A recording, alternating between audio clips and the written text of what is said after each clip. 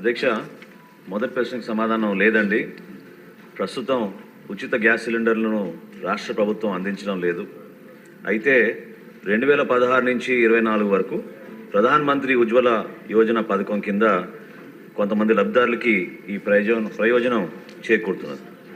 రెండో ప్రశ్నకు సమాధానం, కేంద్ర ప్రభుత్వం పిఎంయువై పథకం కింద 9,65,361 మంది లబ్ధిదారులకి మొదట ఉచిత ఎల్పిజి సిలిండర్తో పాటు ఉచిత ఎల్పిజి కనెక్షన్ కూడా మన రాష్ట్రంలో ఇవ్వడం అవుతుంది.